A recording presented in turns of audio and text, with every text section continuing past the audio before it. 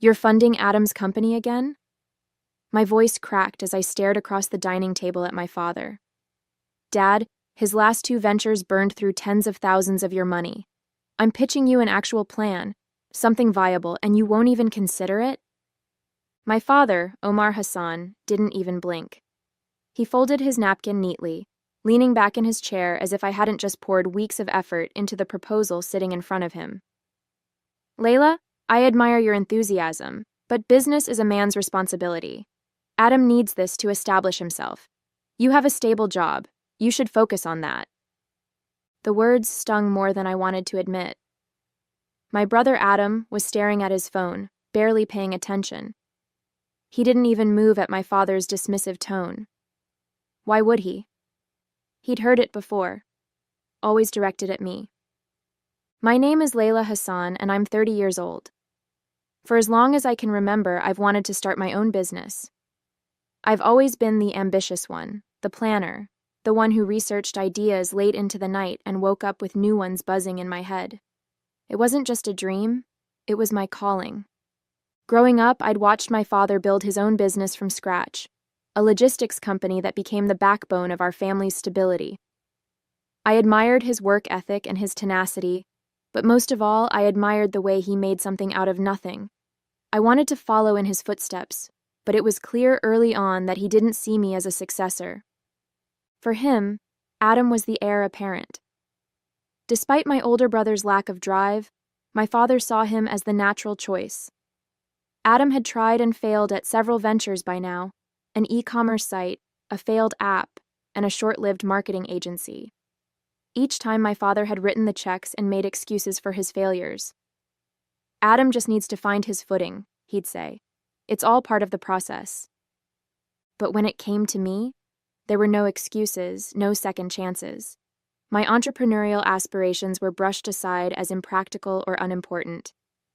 You're better off staying in your job, he'd tell me. It's secure, and you're good at it. He wasn't wrong. I was good at my job. I'd worked my way up to a mid-level role in finance, managing complex budgets and analyzing market trends. But it wasn't enough. I wanted something of my own, something I could build and nurture. And now, staring at my father's calm, unyielding face, I realized he'd never see that in me. Dad, this is a mistake, I said, trying to keep my voice steady. You're giving Adam another shot at something he's not ready for. Meanwhile, I've spent months developing this plan. It's low risk and scalable. You could have returns within the first year. My father shook his head. Layla, it's not about risk. It's about opportunity. Adam needs this. And I don't? I snapped, the frustration boiling over. Why does he deserve a chance, but I don't? Is it because I'm not good enough or because I'm not... Enough, my father interrupted, his tone sharp. This discussion is over. I stood there for a moment, my chest tight and my hands trembling. Then I pushed back my chair and left the table without another word. That night, I sat in my tiny apartment, staring at the proposal I'd spent weeks perfecting. It wasn't just a plan, it was a piece of me. I'd envisioned a boutique consultancy that offered financial planning and strategy for small businesses, combining my passion for numbers with my desire to help others succeed. I'd identified a niche market, created detailed projections, and even mapped out a marketing strategy. And my father had dismissed it without a second glance. I wanted to cry, but instead I opened my laptop. If my father wouldn't back me, I'd figure out another way. I didn't have his resources, but I had my skills, my determination, and my savings. It wasn't much, barely enough to cover the basics, but it was a start. I wasn't going to let his doubts stop me. The next morning, I called Yasmin, my best friend and the only person who'd supported my entrepreneurial dreams from the beginning. I'm going to do it, I told her, my voice shaky but resolute. I'm starting the business. Yes, she exclaimed, her enthusiasm like a balm for my battered confidence. I'm so proud of you, Layla. You're going to crush this.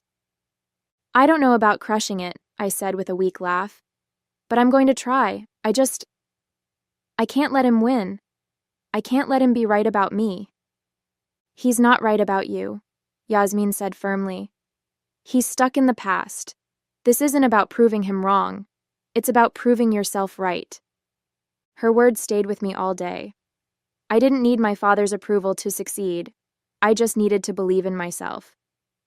Starting the business was harder than I expected, and I already knew it wouldn't be easy. I drained most of my savings on registration fees, a basic website, and the cheapest laptop that could run the accounting software I needed. My dining table became my office, and every spare minute outside my day job went into building the foundation of my company. My first hurdle was finding clients. I scoured online forums, cold emailed small businesses, and even went door to door in local shopping districts, handing out flyers I'd designed myself. Most of the time, people were polite but non-committal. "We'll think about it," they'd say, or "maybe next quarter." I tried not to let the rejections get to me, but it was hard not to feel like I was in over my head. At night, I'd lie in bed replaying my father's words. Focus on your stable job. Some nights, I almost believed he was right. "Layla, you need to stop beating yourself up," Yasmin said one evening as we sat in my apartment, brainstorming ways to get my name out there. "This is how it goes at the start. You're planting seeds. They'll grow. You just need to give it time." Yasmin had become my biggest cheerleader and unofficial business partner. She worked as a graphic designer, and when I told her about my idea, she immediately offered to help with branding.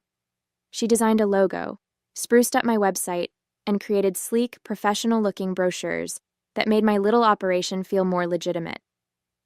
"I don't know what I'd do without you," I said, watching her tweak a design on her tablet. "You'd figure it out," she replied with a smile. "But lucky for you, you don't have to." With her help, I revamped my marketing approach. Instead of casting a wide net, I focused on businesses in my community, boutiques, cafes, and other small operations that were struggling to stay afloat. I offered free consultations to get my foot in the door, and though it meant more work with no immediate payoff, it started to pay dividends. One client led to another, and soon I had a small but steady stream of business. Meanwhile, my family's skepticism hung over me like a dark cloud. My father hadn't said much since I'd walked out of that dinner, but his silence was its own kind of judgment. My mother called occasionally to check in, though it was clear she was fishing for updates. "How's your little project going?" she'd ask, her tone kind but patronizing. "It's not a project, Mama," I'd say, forcing a smile. "It's a business. And it's going well." "Good, good," she'd reply quickly, as if eager to move on. "You know, your father is very busy with Adam's company right now. Maybe you should ask Adam for advice." The mention of Adam made my stomach turn. His startup, buoyed by my father's funding, was floundering. I knew because I still had connections in the industry, and word had gotten around that Adam was struggling to keep his investors happy.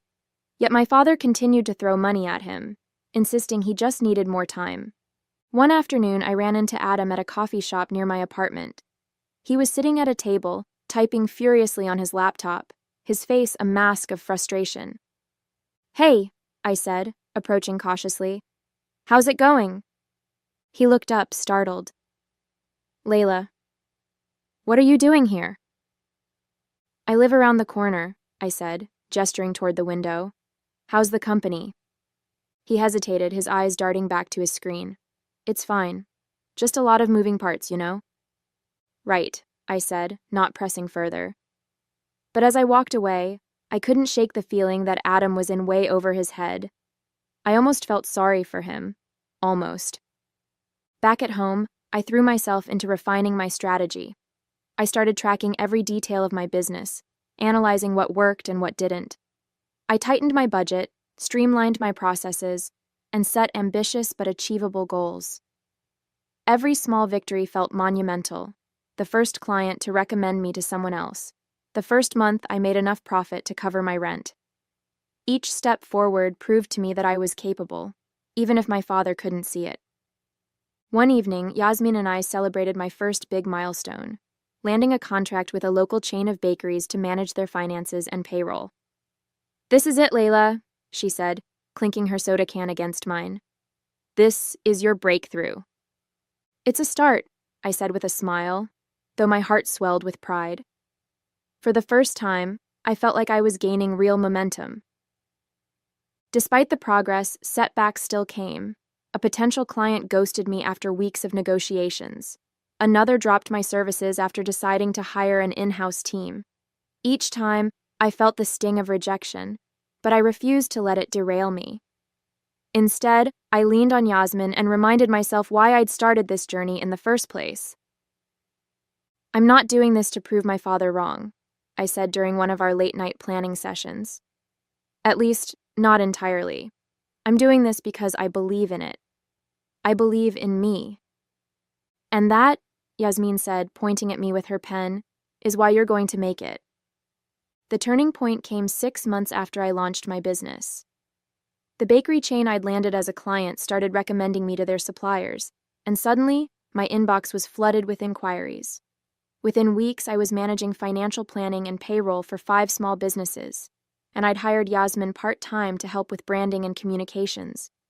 The growth was exhilarating. For the first time, I could afford to move my office from my dining table to a co-working space downtown. It wasn't fancy, but it felt like a milestone, a tangible sign of how far I'd come. Every time I walked into that space, with its floor-to-ceiling windows and buzz of creativity, I felt proud. I built this, I'd remind myself. I made this happen. Meanwhile, the cracks in Adam's startup were becoming impossible to ignore. Rumors swirled about missed deadlines, unhappy investors, and internal chaos. My mother's calls became more frequent, her concern for Adam seeping into every conversation. "He's under so much pressure," she'd say, her voice heavy with worry. "Your father's doing everything he can to help him, but I don't know if it'll be enough." The collapse came fast. One morning, while I was meeting with a new client, my phone buzzed with a series of messages from a friend in the industry. "Have you heard? Adam's company is shutting down. Investors pulled out. Total mess. Your dad must be furious." By the time I got home that evening, the news had reached my parents. My mother called me, her voice a mixture of panic and resignation. "Layla, can you come over for dinner tonight? Your father wants to talk to you." I hesitated. Part of me wanted to decline, to avoid the inevitable drama, but a bigger part of me wanted to face them, to show my father that while Adam's venture had failed, I was thriving. When I arrived, the tension in the house was palpable. My father sat at the head of the table, his face lined with stress. My mother hovered nearby, setting plates on the table even though no one looked interested in eating. Adam was slouched in a chair, staring at his phone. "Layla," my father said as I took my seat, "we need to talk." I braced myself, expecting a lecture about family loyalty or an appeal to help Adam pick up the pieces. Instead, he surprised me. "I've been hearing about your business," he said, his tone measured. "You've built something impressive." For a moment, I couldn't speak. I'd waited so long to hear those words from him that I didn't know how to respond. "Thank you," I said finally, keeping my voice steady. "It hasn't been easy, but it's worth it." He nodded, his eyes flicking to Adam, who was still scrolling through his phone. Adam's company didn't work out.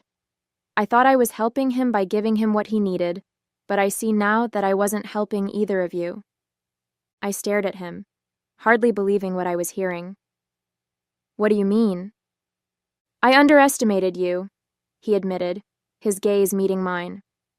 "I thought Adam needed my support more than you did. I was wrong. You've proven that." Adam finally looked up, his face a mixture of frustration and embarrassment. "Dad, this isn't about her," he said, his voice defensive. "My company didn't fail because of me. The investors—" "Enough, Adam," my father said sharply. "You're not a failure, but you weren't ready. Layla was." The room fell silent. I could see the weight of my father's words settling on Adam, and though part of me wanted to feel vindicated, I also felt a pang of empathy. I knew what it was like to feel dismissed, to struggle to prove yourself. The difference was I'd turned that struggle into fuel. Layla, my father continued, his voice softer now, I'm proud of you. I should have told you that sooner. You've shown me what it means to fight for something you believe in. I see that now. For years, I'd imagined this moment, my father finally acknowledging my worth, apologizing for overlooking me. I thought it would feel triumphant, like winning a long and brutal battle. But in that moment, I didn't feel like I'd won anything. I felt something deeper. Peace. Thank you, Dad, I said, my voice steady. I didn't do this to prove you wrong. I did it because I knew I could. And I hope now you can see that too. He nodded, his expression heavy with a mix of regret and pride. I do, he said simply. That evening, as I left my parents' house, I felt a sense of closure I hadn't expected. My father's words couldn't undo the years of doubt, but they were a start. More importantly, they weren't the validation I needed anymore. I'd found that on my own. The weeks following that dinner were quieter than I expected.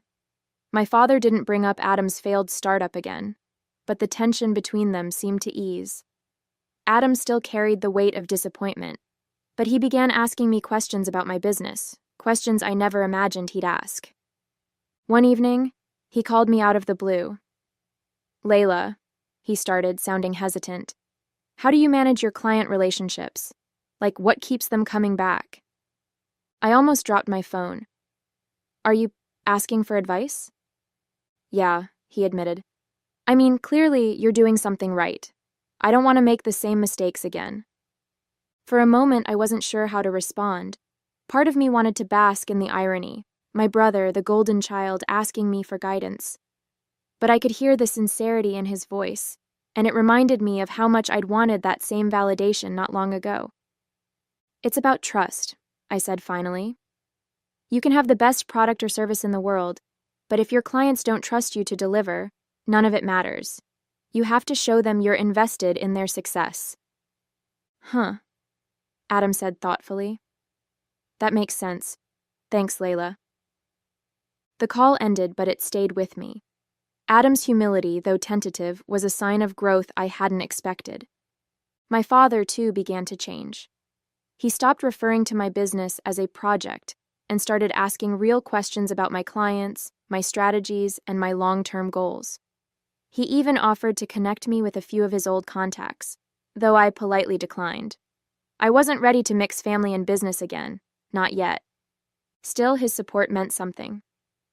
One afternoon, he visited my office for the first time.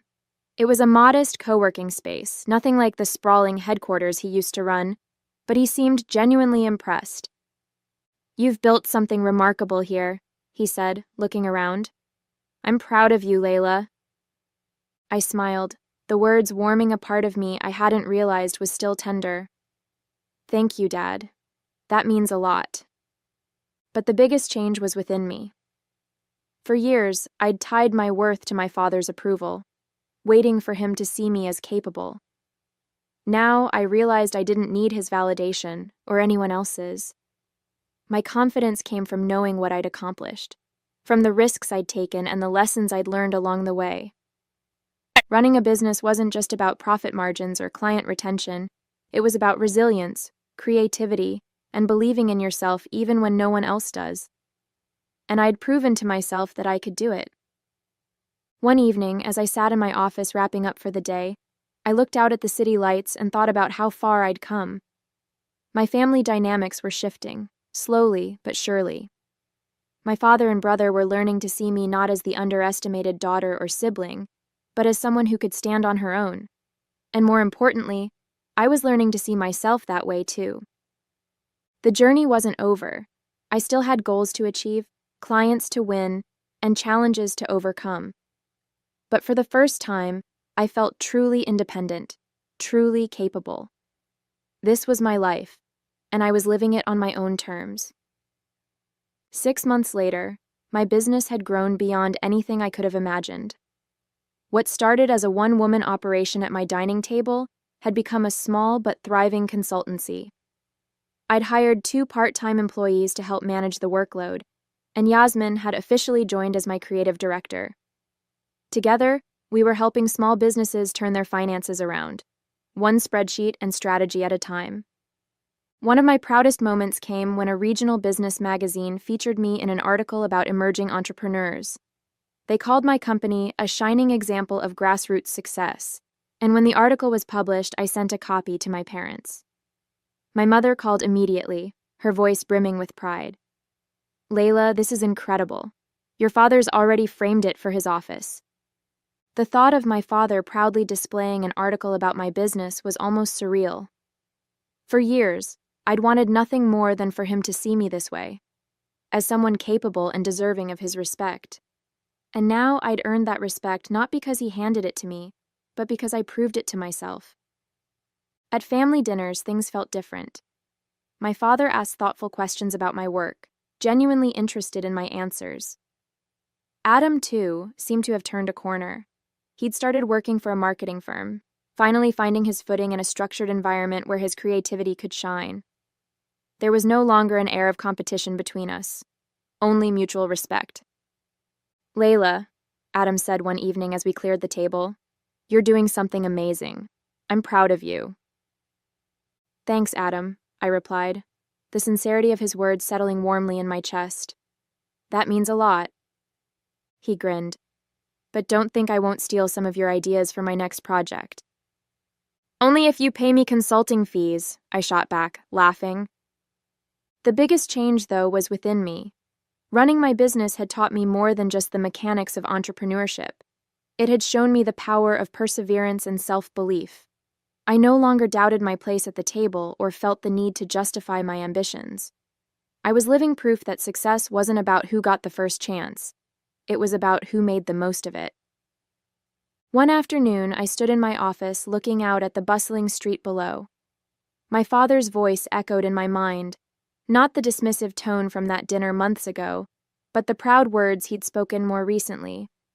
"You've built something remarkable." For so long I'd waited for his approval, but now I realized it wasn't what defined me. I defined me. As I locked up the office and headed home, I felt a deep sense of peace. My business was thriving, my family relationships were healing, and I was finally living a life that felt authentically mine. The road hadn't been easy, but every struggle had shaped me into the leader I was becoming. This wasn't just the end of one chapter, it was the start of something even bigger. My future was in my hands, and I couldn't wait to see where it would take me.